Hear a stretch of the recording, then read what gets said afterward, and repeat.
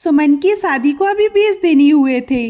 विदाई के वक्त उसकी माँ ने समझाया था, बेटी ससुराल में अपनी जगह बनानी है तो काम से जी मत चुराना, सास को पूरा आराम देना। सुमन ने माँ की ये सी गांठ बांध ली थी। सुबह के 6 बजते ही सुमन बिस्तर छोड़ देती, नहा धोकर पूजा करके सीधे रसोई में मोर्चा संभाल लेती।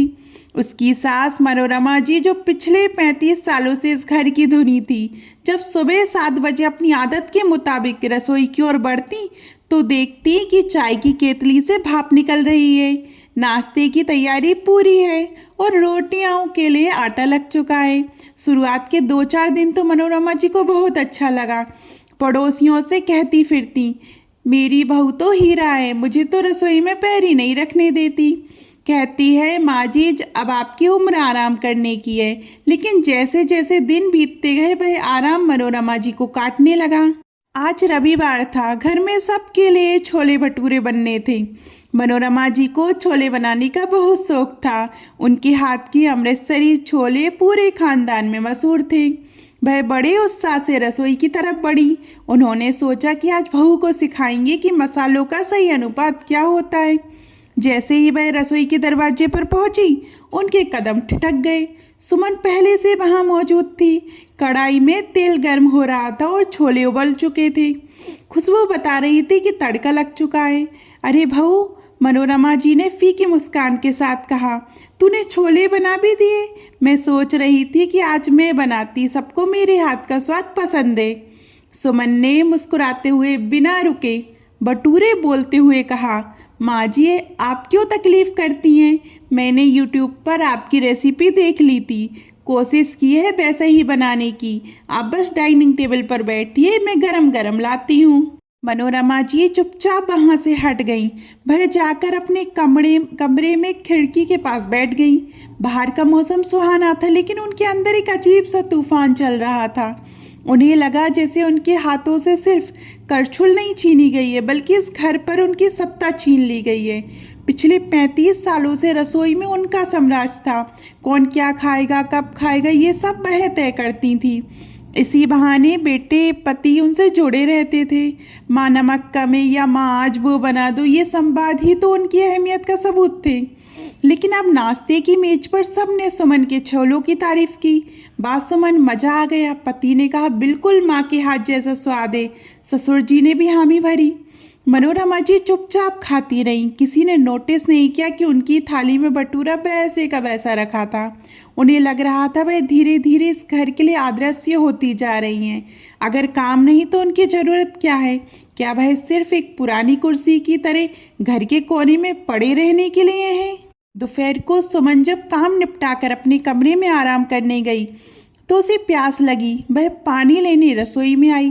वहाँ का नज़ारा देख वह हैरान रह गई। मनोरमा जी रसोई की स्लैब के पास खड़ी थी। वह मसालों के डिब्बे, मसालेदानी को खोलकर एक एक कटोरी को छू रही थी। हल्दी, जीरा, धनिया, जैसे कोई माँ अपने बच्चों को सहला रही हो। उनकी आंखों से आंसू टपक रहे थे और मसालों के डिब्बे में गिर रहे थे। सुमन दरवाजे पर ही जम गई। उसे अपनी माँ की कही बात याद आई, सास को आराम देना। लेकिन उसे ये नहीं बताया गया था कि एक गृहिणी के लिए उसका काम सिर्फ काम नहीं, उसकी पहचान होता है। उसे छीन लेना उसकी पहचान को मिटाने जैसा है। सुमन दबे पांव वापस मुड़ी।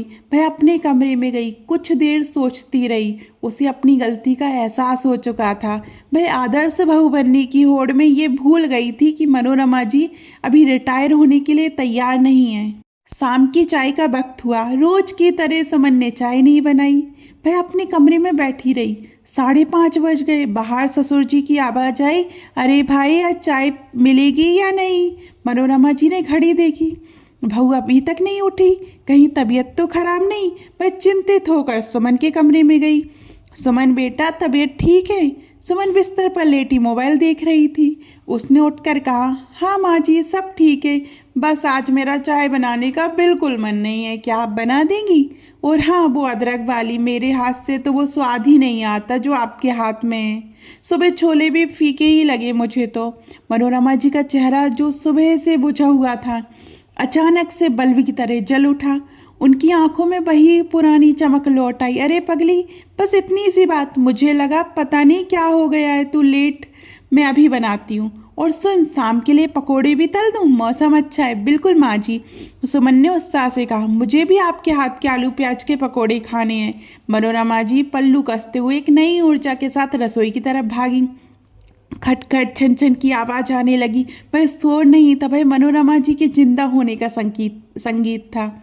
सुमन ने छिपकर दरवाजे से देखा। मनोरमा जी गैस के सामने ऐसे खड़ी थी जैसे कोई महारानी अपने सिंहासन पर खड़ी हो। वह हुक्म चला रही थी। अरे सुरेश, जो नौकर था, जरा बेसन का डिब्बा तो उतार। उस रात खाने के बाद सुमन धीरे से मनोरमा जी के पास गई।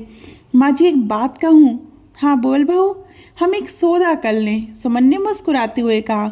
सुबह की भागदौड़ वाली रसोई मेरी, क्योंकि उसमें सिर्फ पेट भरना होता है, लेकिन शाम की और छुट्टी वाली रसोई आपकी, क्योंकि उसमें स्वाद और प्यार चाहिए होता है।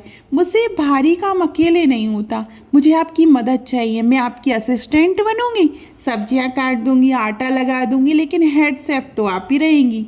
मनोरमा जी ने सुमन को गले लगा लिया। उनकी आंखों में फिर आंसू थे, लेकिन इस बार ये खुशी के थे। उन्हें समझ आ गया कि बहू ने काम चोरी के लिए नहीं, बल्कि उनका मान रखने के लिए ये कहा है। चल पगली, मनोरमा जी ने हंसते हुए कहा। मक्खन लगाना तो कोई तुझसे सीखे। ठीक है, मंजूर है सौदा।